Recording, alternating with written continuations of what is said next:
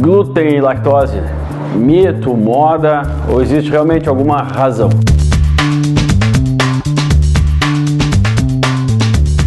Toda vez que surgem assuntos novos nesse campo da alimentação, acaba gerando muita polêmica.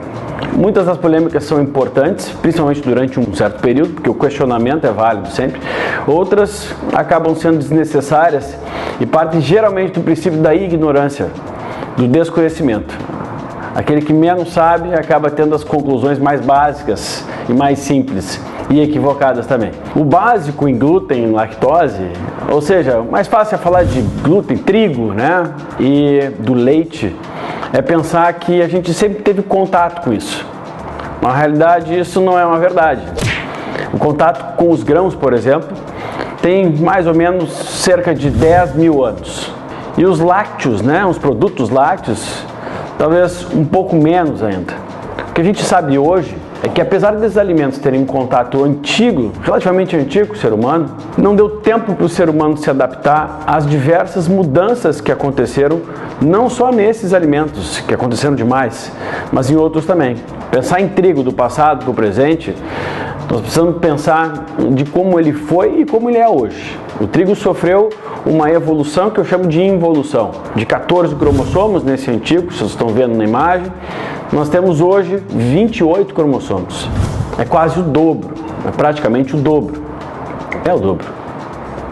E o mais importante, já que o glúten não é o resultado do trigo, mas sim de fazer uma farinha de trigo, misturar com água e energia, se cria essa molécula tão diferente que denominamos de glúten e basicamente une duas proteínas e que serve nos pães, nas massas para dar liga e elasticidade. Essa mesma farinha de trigo que no passado concentrava glúten numa certa quantidade, isso nunca fez bem ao ser humano, mas que em pequena quantidade, tal como o álcool, por exemplo, não podemos dizer que é tão deletério assim. Principalmente se a ingestão for feita de tempos em tempos e não diariamente, rotineiramente. Hoje em dia, o trigo, a farinha de trigo, concentra em 400% a mais de glúten. É praticamente incompatível com a saúde gastrointestinal, pensando primeiro. Mas já que a gente sabe que tudo que chega no intestino acaba sendo distribuído pelo nosso corpo, nós sabemos que o glúten ele pode causar interferência em diversos sistemas nossos, não só o sistema intestinal. A ideia de que o glúten faz mal somente ao intestino é uma ideia muito antiga. Talvez se naquela época que descobrimos que o glúten realmente poderia causar reações adversas ao corpo, tivéssemos investigado o cérebro, teríamos dado uma outra denominação dessa doença, que é a doença celíaca. E quanto a isso, nós já precisamos entender uma outra coisa muito importante. Existem 3 tipos básicos de incompatibilidade que o alimento pode causar a nós. O primeiro seria simplesmente uma hipersensibilidade. O que a gente sabe por hipersensibilidade é que eu posso ingerir um alimento e ter, por exemplo, dor de cabeça. Ou então ter dor gástrica, epigástrica. Ou então eu poderia dizer que até a insônia. Então qualquer sistema nosso pode ser afetado.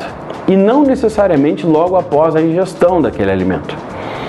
O segundo grau de incompatibilidade já é a intolerância, o que no trigo é mais conhecido, no glúten é mais conhecido, que a gente chama da doença celíaca. A pessoa que não consegue, não tem enzimas para digerir essa proteína. Quando isso acontece, geralmente o problema é intestinal. E infelizmente, apesar de ser algo tão básico e tão conhecido, essas pessoas passam anos, geralmente, até que consigam descobrir que realmente aqueles distúrbios gastrointestinais, e principalmente diarreias, distensão abdominal, dificuldade com gerenciamento de peso, são realmente do glúten.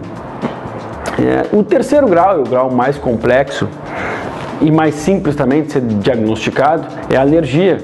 Seria no caso da pessoa ingerir, por exemplo, camarão e ter uma alergia e poder, com um edema de glote, ir a óbito. Bom, eu posso dizer para vocês que a alergia é o mais grave, mas é o mais simples, é o mais básico e talvez até o melhor de ter, desde que ele esteja com recursos próximos a algum lugar. Porque a pessoa não tem dúvida de que aquilo faz mal. Convencer uma pessoa, primeiramente, a ficar sem um alimento que causa hipersensibilidade é um pouco mais difícil, porque geralmente essa pessoa não tem um problema gastrointestinal direto à alimentação, como é o caso geralmente da maioria das pessoas que tem problema com glúten, são hipersensibilidades. E aí o ideal é que a gente entenda que esse alimento é extremamente inflamatório para o nosso corpo, e a inflamação é uma coisa perceptível e imperceptível. Porque eu posso bater o cotovelo e ficar inflamado e perceber. Eu posso ter uma inflamação crônica, ter sempre dor de cabeça, irregularidade menstrual, cólicas abdominais e não perceber a relação direta com o alimento. Até porque hoje em dia a gente ingere a farinha de trigo diariamente, todo momento, café da manhã, almoço, tarde, janta. Quer dizer, é algo realmente incompatível com ter boa saúde. Quer dizer que todos deveriam eliminar o trigo, o glúten da sua alimentação? Não, tem pessoas que precisam eliminar, outras pessoas, o ideal para todos é que diminuam o máximo possível. E é claro, não adianta trocar esta farinha e ficar comendo todos os outros tipos de farinha a todo momento, porque a farinha em si não é algo muito positivo para a nossa saúde. Para gerenciamento de peso, não há dúvida, só para a saúde em geral, nunca é positivo. Então, resumindo, glúten não é moda, não é mito, é realidade, é pura realidade. Falar de glúten, falar em tentar reduzir a quantidade da exposição do nosso corpo a esse agente inflamatório para todos, mas mais inflamatório para uns do que para outros, que causa diversas incompatibilidades, é algo real. Quando a gente busca saúde, quando a gente busca uma alimentação mais funcional ao nosso corpo, que traga realmente algum benefício. Quando a gente fala de lactose, nós estamos nos referindo ao açúcar do leite, mas o leite como um todo, ela é uma combinação de proteínas, deste açúcar e de alguns tipos de gordura também. O leite não é um bom alimento. Existem coisas boas dentro do leite, assim como existem elementos bons dentro da grama, do pasto, e nem por isso o ser humano pode se alimentar do pasto, da grama e ter os benefícios da concentração de cálcio, por exemplo, daquele pasto. O leite para o ser humano, ele é muito importante durante um período da vida e principalmente o leite materno. Esse leite é riquíssimo em diversas substâncias e inteiramente compatível com o nosso corpo.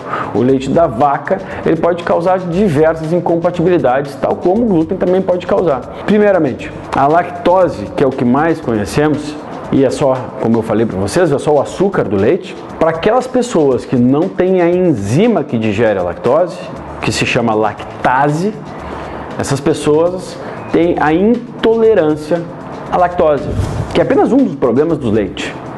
A intolerância à lactose pode ou não ser percebida, por incrível que pareça. Normalmente a intolerância à lactose ela deveria ser percebida porque no momento que eu não consigo digerir esse alimento, o meu intestino deveria dar sinais para mim. Mas nem sempre isso acontece. Por quê? Porque a ingestão, o nosso intestino está sempre mais preparado para não demonstrar do que para demonstrar. Porque se ele demonstrar tudo que entra de ruim para a gente, praticamente o nosso corpo vai ter que ficar cuidando o tempo todo das reações intestinais. Nosso intestino, realmente, quando a gente falava sobre ser o primeiro cérebro, de fato é o primeiro cérebro. Se a gente pensar o nosso corpo, ele tem dois cérebros, o intestino e o nosso cérebro. O nosso cérebro, por exemplo, ele é um pouco mais burro. Ele vicia em heroína, em cocaína, em glúten, em açúcares, que a gente sabe, todos sabem, em álcool, todos sabem, é no nosso cérebro que acontece, né? Todos sabem que faz mal, tudo isso. Quando a gente fala de intestino, ele é muito mais inteligente. Só que ele está muito preparado para não dar sinais de inflamação. Então ele vai se virando nos 30. Até que chega um ponto que fica impossível dele lidar com a quantidade de toxinas que entram. Ele não consegue mais assimilar o que deveria e também acaba jogando fora algumas coisas que não precisavam, que não deveriam. E ele começa a ter inflamação nas suas células. Quando isso acontece, o alimento que não era para ser, que era para ser processado antes de ser metabolizado e assimilado, ele passa a entrar de uma maneira inadequada. Isso causa, primeiramente, uma reação local e, secundariamente, reações que podem acontecer em qualquer área do nosso corpo. Então é importante que a gente saiba que essa intolerância à lactose pode não ser percebida, isso é muito comum, eu vejo nos exames dos pacientes que ficam surpresos, mas como que deu intolerância se eu não percebo nada? Eu deveria perceber? Deveria, mas provavelmente pelo excesso de ingestão e pelo grau de toxicidade que o teu corpo tem, ele não demonstrou ainda. Isso não quer dizer que o demonstrar, não quer dizer que isso não está fazendo muito mal para o corpo. No momento que a gente desregula nossa microbiota intestinal, nosso intestino, essa peneira que faz entrar tudo que a gente precisa para sobreviver, parte vem através do oxigênio e outra parte vem através dos micronutrientes e macronutrientes que eu absorvo lá no meu intestino. Essa peneira danificada passa a não assimilar aquilo que deveria mais. E aí isso gera uma série de problemas a todos os nossos sistemas. A sensibilidade ao leite, por exemplo, pode gerar acne, irregularidade menstrual, também distensão abdominal, também dores de cabeça, a confusão com a gastrite, por exemplo, isso é extremamente comum. Ou alergias, diversas alergias, principalmente alergias de pele. Outra coisa muito comum nessas hipersensibilidades ao leite é a rinite e a sinusite. Então as mucosas geralmente ficam mais inflamadas. E é tão simples de perceber quando isso faz mal, porque se a pessoa chega a ficar 20, 21 dias sem aquele alimento, testando, fazendo a exclusão, ela percebe as melhoras. E aí ela acaba sendo o próprio médico, o diagnóstico vem dela mesma. Olha, eu diminuí ou excluí esse alimento e me senti extremamente bem. Eu preciso ter esses alimentos na minha vida? Essa é a questão que nós devemos nos fazer. Não. Há vida tranquilamente sem os lácteos e há vida tranquilamente sem a farinha de trigo. Isso não quer dizer que deve todos excluírem 100%. Seria benéfico? Obviamente que sim. Mas todos nos beneficiamos da diminuição da ingestão desses alimentos. Então, não é mito, não é moda, é uma realidade. O ideal é que cada um tenha a gestão dessa quantidade de alimentos, tentando primeiramente ficar algum tempo, que seja 2 semanas, sem a ingestão de um, depois 2 semanas sem a ingestão de outro, e percebendo, olha, minha dor de cabeça foi embora, olha, por exemplo, as candidíases, muito comuns em mulheres, olha, eu parei com o leite e melhorou a candidíase, melhorou a rinite, a sinusite, e aí o diagnóstico está feito. Diagnóstico de quê? De incompatibilidade, ponto. Não quer dizer que tem intolerância nem nada, de incompatibilidade. E aí a pessoa durante um tempo começa a entender o quanto que ela pode ingerir daquele alimento sem que esse alimento cause aqueles transtornos que atrapalham a vida da pessoa.